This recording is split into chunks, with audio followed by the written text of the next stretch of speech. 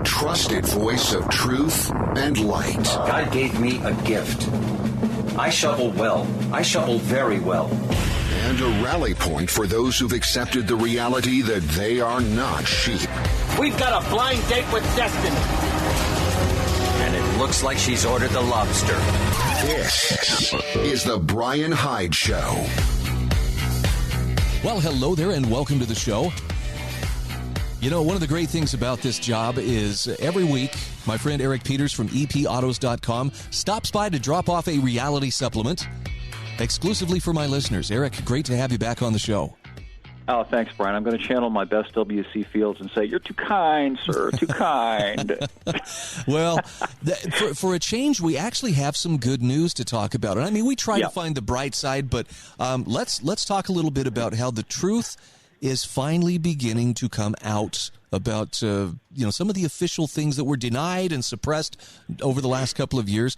Talk to me about your reaction to CDC Director Rochelle Walensky coming clean on a couple of things. Well, it seems like all four wheels are coming off the wagon, aren't they? She just admitted publicly that 75%, that's 75% in italics, of all the deaths that have been attributed to the Rona were of people who were already very sick, who had comorbidities, who were people who were probably going to die because they were on the way to dying of some other thing, like heart disease, respiratory disease, diabetes, you name it. So the typical Rona fatality was somebody like Colin Powell, who was probably going to die of one thing or another anyhow. The point being, it's implicit in this, is that the threat of this, as you and I have been talking about for almost 2 years now, has been grotesquely exaggerated when you can say that 75% of the people who died were people who were very ill, who had significant medical problems, which means that very few people were people who were perfectly healthy and didn't have any problems, had much to worry about this from the get-go. And even if you take the totality, the entire number, we're still talking about what is it? Something like a 99.8% recovery rate from this thing across the board. So it just highlights the panic mongering, the grotesque exaggeration, and more importantly, the way they lied about all this and are now retracting their lies one after the other. This announcement by Walensky follows the admission a week or so ago that the masks that they were touting as the cure-all for everything were mostly theater, and on it goes.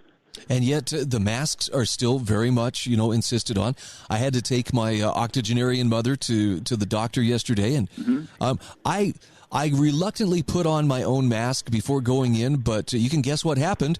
The nurse behind the desk looked at it and said, nope, you got to put on one of these, and handed me one of the, blue and white face diapers. I put it on for the sake of being there for my mom, but I'm protesting with every cell in my body every time I have to do that. Well, as you should, as we all ought to.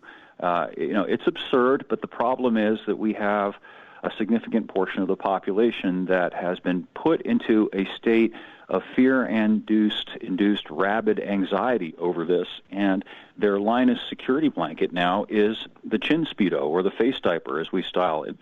It doesn't have any purpose other than the psychological purpose of making these people feel better. And that's alarmingly dangerous because you can no longer deal with facts, and these people who are responsible for that are people like Walensky, people like Fauci, who never came before the public in time before this pathologization occurred and told people, look, yeah, there's something going around, and yeah, if you have an elderly relative, if you're obese, if you're diabetic, if you're immunocompromised, this is something you should take seriously. But by and large, otherwise, it's not that big a deal, so people should calm down. They didn't do that. Instead, they amped up the fear, and that's why we're in this horrible state that we're in right now with so many people terrified of essentially a boogeyman under the bed. I saw a report out of Salt Lake City earlier today, and this is from one of the big news stations, which has been notorious for their fear-mongering over COVID. And now they're hand-wringing over, well, the lines are too long at the COVID testing centers, and the government's had to adjust, the wait times and so forth. And it's like, you guys don't even understand. You're feeding the problem by encouraging people who may or may not even be sick to go get tested, as if, if it's so bad that you don't even know if you're sick. Come on. Sure. And it's become theater of the absurd, hasn't it? What do we have now? The Floronicon, the Omicron, the Deltacron. I mean, it sounds like a bad video game from the 80s almost. And this testing regime is spiraling out of control. How long is it going to be before people line up to get tested every hour? Because you never know. You were okay an hour ago, but you might have gotten in contact with the flurona in the last 45 minutes. Better go get tested. Yeah, it's discouraging to see how many people have bought into it. And Eric, there's one other aspect that I can think of that masks serve, and you and I have touched on this before. Mm-hmm. And not only does it give people, the security blanket of, look, I feel safe because I have my face covering on, but it's the most visible sign of compliance that a person can show, to signal that I am compliant, I am a good person. And that's kind of scary in and of itself. Well, sure. It coerces compliance. It feeds into this business of forcing people to comply with the jab mandates. That's something you and I have been talking about for almost 2 years now. We saw this coming, that if people would be willing to put on this mask, implicit in that is that that's a legitimate thing to do, that that's a necessary thing to do. And if that's necessary and you have an obligation to wear a mask, then doesn't it follow that you have an obligation to take the jab too? Wow. I mean, I'm grateful that the truth is finally coming out. I almost feel a little bit of sympathy for Rochelle Walensky, because it's pretty clear she's the one who's going under the bus.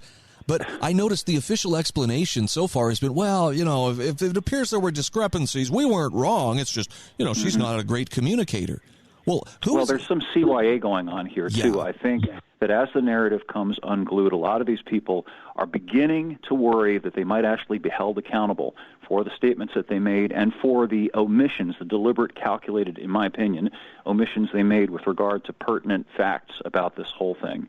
And they just want to avoid potentially being frog-marched into a court somewhere or sued into the poorhouse. So there's that. The other thing that's going on today, as you and I talked about a little bit off the air, is this pending Supreme Court decision with regard to Biden's use of OSHA to force people to take the jab. And, that could happen as soon as any time now. So we'll have to wait and see what goes on with that.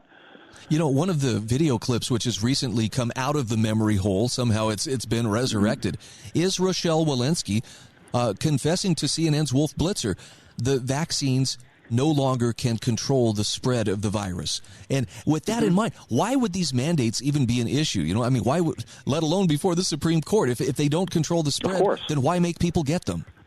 Of course. Well, and I think you can dive deeper into that and say if it's not even a vaccine, as traditionally understood, which is in fact the case here, then how do you make the justification at all? It's one thing if you can say, okay, this vaccine provides immunity in the case of, say, like a polio vaccine. You take the shot, and now you can't get polio. And remember when Biden said, all you have to do is take the vaccine, and you can't get or give COVID. Remember that? That was back in July, yes. Right, and now they've admitted that it's not a vaccine. What it is a symptom suppressor. That's the best it is. It's a temporary symptom suppressor. That is, it's a palliative. It's something that makes you feel a little better, but it doesn't prevent you from getting the Rona.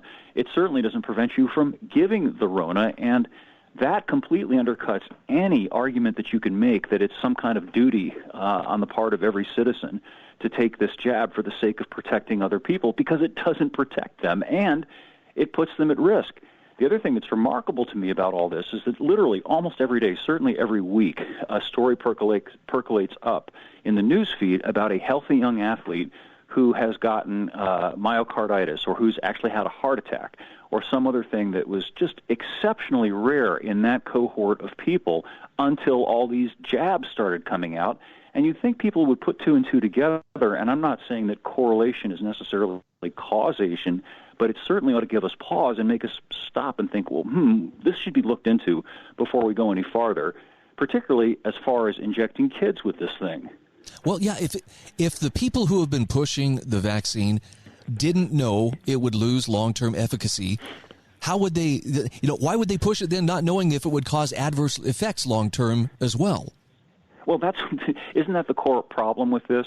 The Orange Man pushed all this stuff at warp speed, and the problem with that is that you can't know. We're in the dark here. Even if you assume the best of intentions, even if you assume that the pharmaceutical industries are doing this out of saintly concern for public health and not for the potentially billions of dollars in profits that they can reap, the bottom line is there is no way to know what's going to happen with a drug that got rammed onto the market without any kind of long-term testing.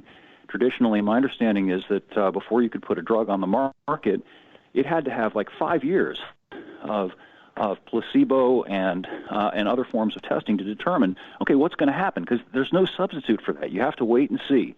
You have to let time go by before you can come to any kind of a reasonable conclusion about efficacy and danger with drugs. But these things were just jammed onto the market in an extremely reckless manner, and now we're having all these awful consequences as a result. Okay, we're going to come back to this in just a few moments. Eric Peters from EPAutos.com is my guest. There is a link in the show notes, which you will find at thebryanhydeshow.com. Please stay with us. We'll be back in just a moment.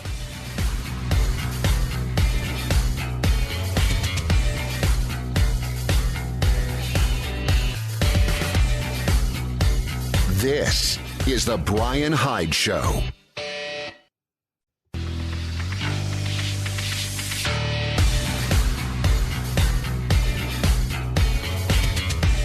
This is the Bryan Hyde Show. And just like that, we are back once again. Thanks for joining us. Eric Peters from EPAutos.com is my guest. Eric, I was looking at one of your recent columns. It didn't just happen. And as I read that, I felt very vindicated because there's a lot of spin going on right now. As you mentioned in the last segment, the CYA on the part of people who have been in positions of officialdom and authority, they are trying very hard to convince us, hey, we weren't wrong. This just somehow developed the way that it developed. Let's talk about why we should not be content with that excuse. Well, I don't think we should be content with that excuse because, after all, these people put themselves in a position of power and authority over us. Their decisions have consequences, and that's a big responsibility. And you and I are held accountable for the decisions that we make. And yet somehow these people who wield this power to exercise decision-making power over others and to countermand their own decisions are not held to account. Just think about the economic despoliation that has been caused by, fomented by people like Fauci and Walensky. How many people do you know who have lost their businesses? I know several. And that's a big thing. You pour your life into something, and the rug gets pulled out from under you without any kind of compensation, and you're expected to just walk away with your hat in your hand and say, "Oops, sorry, mistakes were made." Meanwhile, a guy like Fauci collects something like, I think, is $350,000 a year is what he'll get after he retires from government services. Boy, that's not bad pay, considering you have to sell your soul not pay in order for to get destroying it. How many people's lives? Right. And I think people should start to get angry about that. We're constantly told that for the sake of safety or some other thing, we have to accept limitations on our lives. So this goes far beyond this Rona business. And we're punished for harms we haven't caused. You and I, we drive down the road and we roll through some speed trap somewhere, and we do 37 and a 25 deliberately underposted, and you get handed a piece of paper that says you have to hand over $150 of your money for having harmed nobody. Meanwhile, Fauci can harm millions and millions of people and retire on $350,000 a year of taxpayer extorted money. And to me, that is one of the biggest injustices that I see shaping up in front of us right now. Dr. Rochelle Walensky, like I say, she is being thrown under the bus. She's the one being offered up as the sacrificial, goat. But Fauci's going to skate on this, and that sickens me. As it should. He's kind of the J. Edgar Hoover figure of our time. A lot of the younger people listening to the program probably won't remember old J. Edgar because he's been gone for nearly 50 years. But he held absolute power and sway over the FBI for about that long a period of time, roughly about 50 years. And he seemed immune from any challenge from any political figure, perhaps because he had dirt on them somehow through his great network. And it may be the case that Fauci knows where the bodies are buried. I don't know what accounts for the pull this guy has. So the one thing that does pop into my mind is that he's got the backing of these gigantic pharmaceutical cartels that are billion-dollar businesses. And those billion-dollar businesses pour a lot of money into politics, into the campaigns of people who are seeking political office. And you know that you better not cross Big Pharma if you want to run for political office. Just ask RFK what happened. If you want to be a public figure, don't cross Big Pharma because they will deploy all their resources and all their tremendous wealth to destroy you. I've noticed trending on Twitter this morning, too. There is apparently some military document that shows that it was, in fact, gain-of-function research, contrary to what Dr. Fauci was saying under oath before Senator Rand Paul and others when he was testifying before Congress. And he insisted it wasn't gain-of-function. You don't know what you're talking about. Well, the military says, no, it was gain-of-function. And, I'm curious if he's going to be able to weasel out of this one, given his connections, like you point out. It's possible he will, but there's black and white evidence that he was not truthful with the American people. Yeah, I actually watched some testimony the other day. Marco Rubio was touching on this subject, and I think it's become pretty much incontrovertible that, indeed, they were doing gain-of-function research at that lab, and it was being funded via hook and by crook through various organs of the U.S. government that were somehow connected with Fauci. And it's all very shady and very questionable, but it surely seems that this is not something that just sort of spontaneously arose from a bat in a wet market in Wuhan, but rather from a lab, and that was allowed to get out. And then for reasons of having to try to cover that up, or because they wanted to make money from it, I don't know what exactly is going on. None of us know exactly what was going on, other than it's extremely shady, and it's been used in a way to take away our liberties and to terrify, to pathologize the population, which is, that's something that, if you go back into history, at the end of World War II, they tried. One of the figures that was tried at Nuremberg was a guy named Julius Streicher. Now, Streicher was not a member of the German military. He commanded no troops, and he himself killed nobody. But what he did do was to scare the crap out of the German people by publishing this magazine called Der Stürmer, in which he portrayed the Jews as this health threat, a bacillus that was going to poison the people and that had to be dealt with. He was strung up for that. Wow. Yeah, I guess we're going to find out if justice will prevail in our time as well. I want to shift gears real quick. We've only got a couple minutes left, but you had a wonderful column called 2 is 1, and you make a very clear distinction between wealth and money. Let's talk about why that matters at this point in time. Well, 2 is 1 is a prepper or a military term, meaning that it's always good to have an extra on hand of some essential item. So that's where that term comes from. And as far as the rest goes, we have this really odd problem of our money being a not very reliable way to store our wealth. And a piece of paper doesn't necessarily have any value other than the willingness of people to accept it in return for something that is of value, like a tangible good. So given the way things are going, with inflation getting to the point of being very, very alarming as far as how rapidly it's occurring, I wrote this article urging people to consider buying things that actually have value as a way to store value and a way to hedge against this despoliation of their paper money. Give me an example of some of the tangible things a person could turn their money into.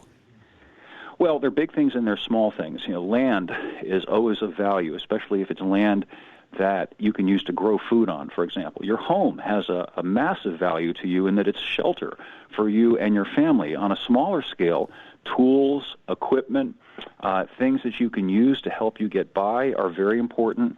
I've lately been putting money into getting all my vehicles completely up to date in terms of all the service and all the parts that they need, and getting additional backup spares so that in the future, when those parts either become difficult to find or they become exorbitantly expensive because of the diminution in the value of money, I'll already have them on hand. Yep. I know it sounds apocalyptic to some to say, you should be turning your money into tangible things, but when you consider how much of your money consists in the form of electrons in a computer or just a notation on a ledger somewhere, in other words, it's not really in your hands, it's not tangible, that could vanish with the power going out. It could vanish with the stroke of an executive pen, as we saw under FDR. I mean, you could. Yep. There are a lot of forces that could take it away from you if it's not actually in your hands. So, to me, the advice you're giving here is very, very sound. Though to some people, it may sound like you guys are both a couple of nut jobs for even considering that it could happen. Well, but you know what? It's not speculative, is it? What's the rate of inflation over the course of the past 12 months? I think it's something like at least 10%. Yeah. It's a very big number. So in other words, you've taken a 10% haircut. Whatever money you had in the bank it has 10% less buying power than it had a year ago. So in effect, you got a 10% tax on your wealth. without you ever having actually had to dig in your pocket and pay it. But nonetheless, you've lost that much purchasing power of your money, and that doesn't show any signs of abating. So if you were to buy something that you're going to need at some point anyway, that's the point I wanted to make in the article. You know, we're all going to need things like tires and brake pads and whatnot. You buy them now, you would have had to buy them anyway, but at least now you've got them for a price that may be considerably less than what it might be a year from now. I think that's super sound advice. Eric, thank you for joining me again. Always great to visit with you. Likewise, Brian. Look forward to the next time. Again, that's Eric Peters from epautos.com. There is a link in the show notes. Go spend some time on his website, read the articles, read the comments. You will come away better for the experience.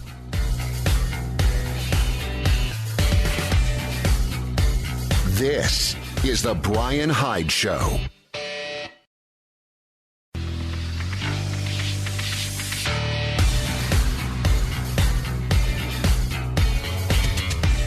This is the Bryan Hyde Show.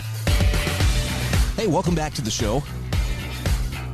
Whether you've been a short-term listener or a long-time listener, you've probably picked up on the fact that this program is made possible by great sponsors. I just want to give a very quick shout-out to acknowledge them and let you know they are the ones who make it possible for me to do what I do. So if you find value in this program or the information that I bring you on a daily basis, let them know. Tell them thank you or do business with them. That would actually be the best thing to do. They include MonticelloCollege.org, LifesavingFood.com, the Heather Turner team at Patriot Home Mortgage in St. George, Utah, HSLAmmo.com, Sewing and Quilting Center in St. George, and also GovernYourIncome.com. So there's been a very interesting shift, and I know that this has been obvious to some people. People who've paid very close attention have noticed that, hey, weren't we saying this just, a short time ago? And now it appears people in officialdom are they're running into the truth in ways that they can no longer brush it aside. And I don't think anything illustrates the depth of deception that we've been subjected to, like the way those in authority eventually come to embrace the very same truths that they were actually working to suppress for these past 2 years. Got a great article here from thefederalist.com. This is from Elle Reynolds. And she describes how the media and the CDC have just quietly admitted to 3 COVID truths after 2 years of lies. Did they think we wouldn't notice? Here's what she reports. She says the COVID bureaucracy has spent 2 years now preaching lies, censoring anyone who challenges the lies, and eventually coming around to admit the same truths they previously denounced. In the case of masks and vaccines, the flip-flop was even more elaborate. They insisted masks didn't work, back when masks were scarce, and that the vaccine was suspicious, at least under Trump, only to spin around and then tout both. And now that neither works effectively against the Omicron variant, the narrative is falling apart again. Now, over the weekend, the Centers for Disease Control and Prevention Director, Rochelle Walensky, appeared on numerous news shows, and she bluntly admitted some big truths that critics of COVID mania have been saying all along. Another admission of hers from August resurfaced on social media after months of the major media memory-holing it. So Elle Reynolds says it's about time COVID bureaucrats come clean. And Walensky's comments don't cover the half of it, but we're old enough to remember what the same group of bullies was saying not too long ago. So here are 3 COVID truths that now are being admitted to by the director of the CDC after nearly 2 years of telling us, no, that's not the case. Truth number 1, the vaccine doesn't prevent transmission. Our vaccines are working exceptionally well, but what they can't do anymore is prevent transmission. Walensky told CNN's Wolf Blitzer in August. That's a clip that made the rounds anew over the weekend. But that's not the narrative that we've been inundated with for the past year. USA Today ran a fact check with the headline, Vaccines Protect Against Contracting, Spreading COVID-19 in November of 2021, quoting health experts who insisted that getting the jab makes people much less likely to be infected, therefore much less likely to spread the virus. Now, President Biden went even further, claiming in July, you're not going to get COVID if you have these vaccinations. In October, he said, we're making sure healthcare workers are vaccinated because if you seek care at a healthcare facility, you should have the certainty that the people providing that care are protected from COVID and cannot spread it to you. Now, he continued to parrot the claim just last month, implying that vaccinated people couldn't spread COVID when he asked, how about making sure you're vaccinated so you do not spread the disease to anybody else? So there's one truth that has finally come out. And with them admitting it, that's this is the death knell for the official narrative, or at least it's one of many death knells that are currently sounding for it. Truth number 2 that has come out: COVID disproportionately affects the vulnerable. In a Good Morning America appearance, Walensky admitted that the overwhelming number of deaths, over 75%, occurred in people who had at least 4 comorbidities. Do you realize that's what people have been saying all along? Their response efforts should focus on protecting vulnerable populations. In other words, not sending COVID-positive patients into nursing homes, and maintaining normal activities for populations that are at low risk. In other words, not shutting down schools for semesters on end. But it was Walensky herself who confessed last February that the CDC's guidelines for reopening schools were influenced by the vehemently anti-in-person learning teachers' unions, which Walensky admitted resulted in direct changes to the guidance. Emails uncovered in September further showed that the CDC had changed its school masking policy under pressure from the National Education Association, the nation's largest teachers' union. And it was the coalition of power-hungry lockdown advocates and fawning media who put disgraced former New York Governor Andrew Cuomo on a pedestal, despite his decision to force COVID-positive patients into nursing homes, causing thousands of unnecessary deaths among the most vulnerable. This coalition also worked with the CDC to push months of lockdowns, business closures, mask mandates, travel restrictions, and now vaccine mandates on Americans, despite the fact that the average healthy American is at low risk of dying from COVID. I don't know if you've had a chance to read through the Great Barrington Declaration, but essentially what she just admitted here is the signers and the crafters of the Great Barrington Declaration were right. Focus on protecting the vulnerable, but let everybody else live their lives normally, seeing as the virus does not adversely affect the vast majority of people who actually catch it. Yes, it's very dangerous for some. There's no doubt about that. But for most people, like 99% of people, that vulnerability is not so great. And yet, there was such a concentrated smear campaign against the signers of the Great Barrington Declaration. Why these fringe medical experts? No, they actually knew what they were talking about. And now the powers that be are coming around and recognizing this. Here's truth number 3. Deaths from and with COVID aren't the same thing. I know the urge to say, I told you so, is so strong here, but I'm not going to say it. Fox News' Brett Baer asked Walensky on Sunday, how many of the 836,000 deaths in the U.S. linked to COVID are from COVID and how many are with COVID? Those data will be forthcoming, Walensky promised, acknowledging the distinction that Baer pointed out. But a bureaucracy that was intent on maximizing COVID panic and death counts to undermine Trump and stir the popularity of tyrannical policies wasn't so keen on admitting this distinction in the past. So, for example, in Washington State, a May 2020 report found that the state's health department was over-reporting COVID-19 cases by up to 13% by counting anyone who tests positive for COVID-19 and subsequently dies as a coronavirus death. A subsequent investigation found that Washington health officials appeared to be doing it again in December of the same year.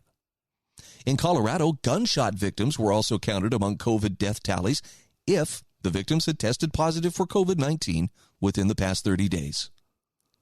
What? Yeah. And local authorities in Florida counted a man who died in a motorcycle crash as a COVID victim in July of 2020. But that didn't stop media outlets and bureaucrats like Dr. Anthony Fauci from using inflated death tolls to stoke fear and panic as justification for more restrictions and mandates. What COVID factoid that anti-lockdowners had been insisting all along will Walensky and the CDC admit next? Well, Elle Reynolds says, who knows? But it's safe to say there won't be any apologies or honest acknowledgments of error, because we saw none of those things with masks or with the ineffectiveness of lockdowns, vaccines, the lab leak theory. By the way, there's now military documents that have surfaced, which again seem to indicate that Dr. Fauci, under oath, lied to Congress's face when he was questioned about the funding of that gain-of-function research at the Wuhan laboratory. So instead of admitting to, we made a mistake or we were wrong about this, you can expect them to use half-truths or flat-out lies to try convincing you that they've never been wrong, all evidence to the contrary. Classic gaslighting. I mean, it takes a lot of effort to stay up on this stuff. In fact, it takes enough effort that sometimes I feel like I would drive myself to the point of insanity if I cataloged every single one of the times, that but they said this and now they're saying this. I'm grateful for people like Elle Reynolds and her great article here, which will be posted on my website, thebryanhydeshow.com, in today's show notes. So I urge you, check it out for yourself. And I'm not telling you, don't believe anything anybody tells you unless it comes from these lips. No, I'm just saying be very skeptical when people who are claiming authority over your life magically always seem to have the answer that results in, more power over you and your life. That is, more power in their hands over you and your life. Chances are very good it's not your interest they're looking out for. It's their own interest and their own power. This is the Bryan Hyde Show.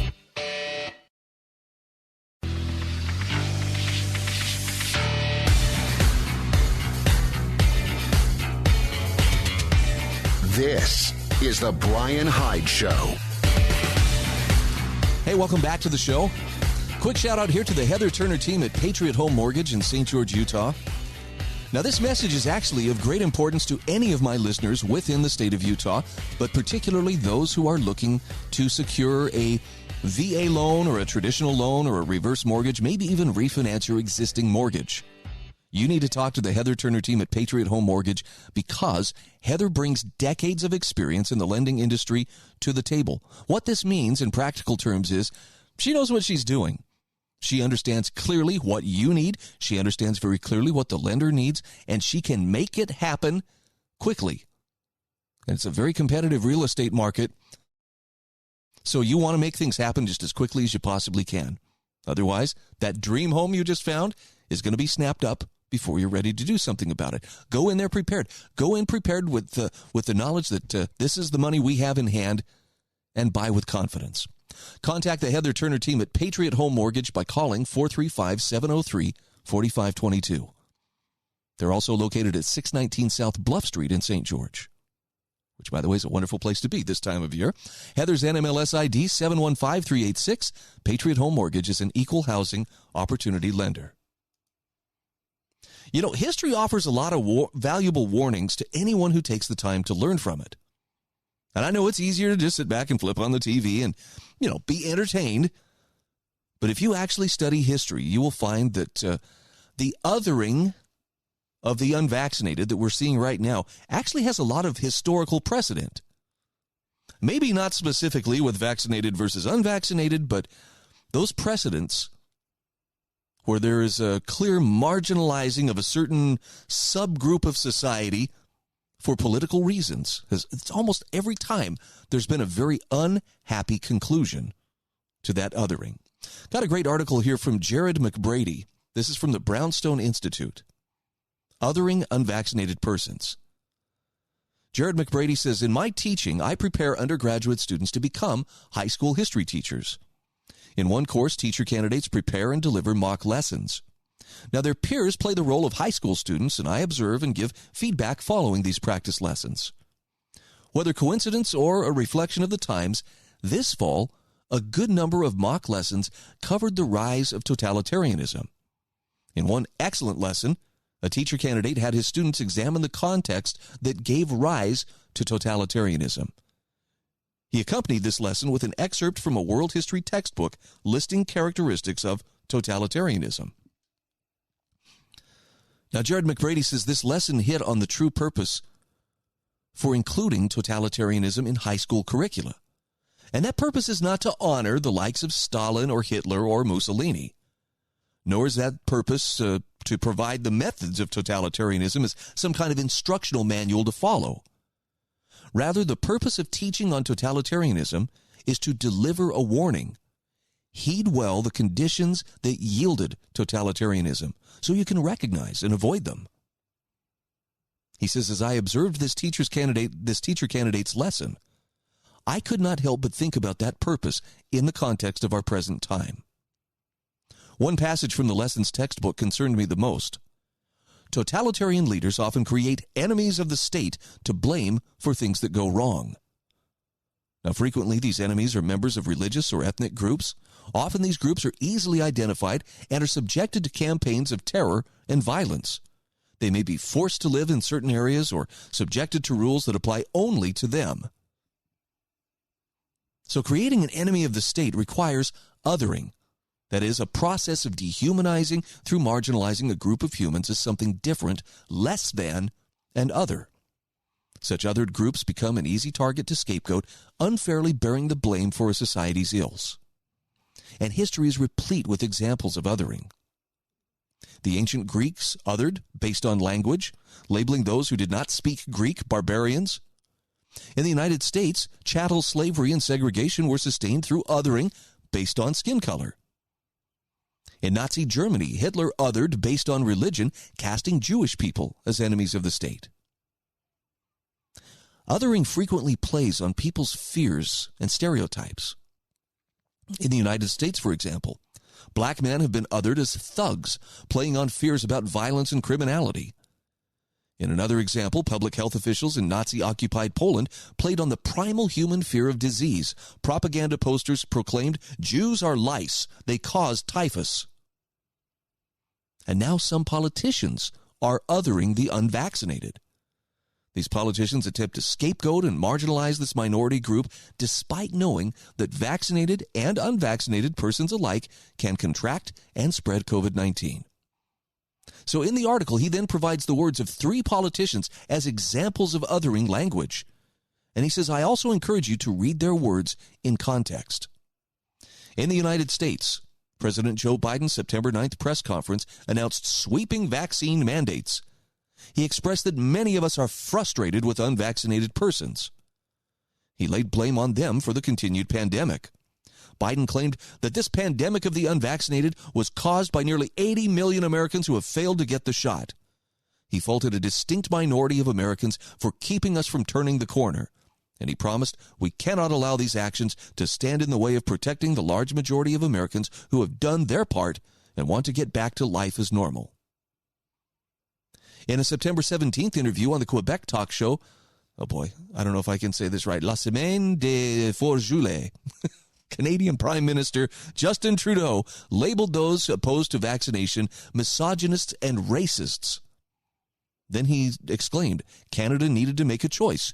Do we tolerate these people? By the way, there are links to each of these quotes, so you can actually see them in context and see for yourself what they were saying. In France, President Emmanuel Macron gave an interview with Le Parisien on January 4th. In his interview, he categorized the unvaccinated as non-citizens, referred to their lies and stupidity as the worst enemies of democracy, and proclaimed, I really want to piss the unvaccinated off. Macron argued these unvaccinated persons to be only a very small minority who are resisting, and asked a chilling question, how do we reduce that minority? Now, in these communications, Biden, Trudeau, and Macron employed several practices of othering.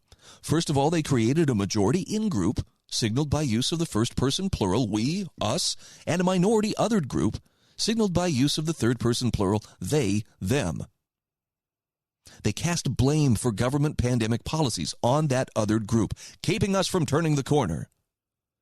Number 3, they used words to signal the in-group that they should be angry with the othered group. Many of us are frustrated, or I really want to piss them off. Number 4, Trudeau and Macron specifically used labels that devalued this other group. Misogynists, racists, enemies, non-citizens. Number 5, most worryingly, Macron and Trudeau questioned whether and how to eliminate this othered group. Do we tolerate these people, and how do we reduce that minority? Now, Jared McBrady says, look, my hope is that this will all amount to nothing more than ignored political rhetoric. Empty bluster these politicians hope will score a few popularity points with their electoral base. But he says, my fear is that it will not. Either way, this dangerous othering language must be recognized and condemned.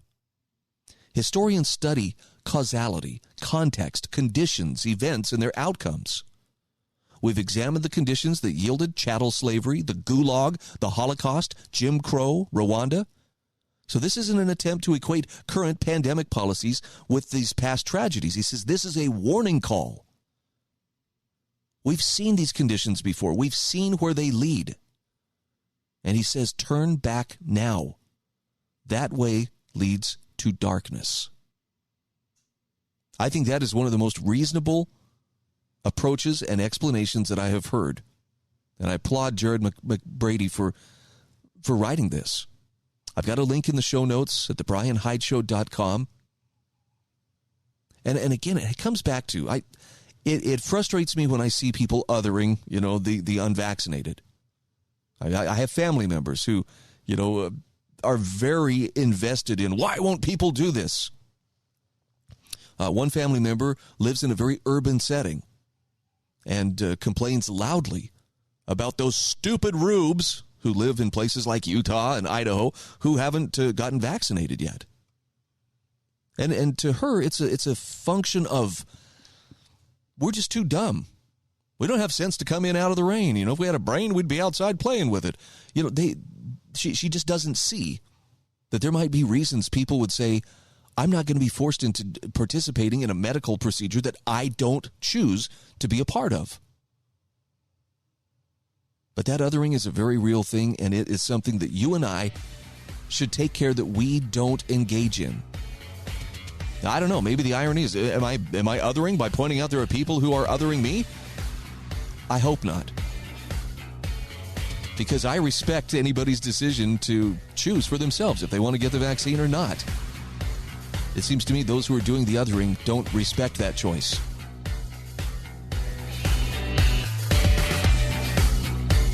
This is the Bryan Hyde Show.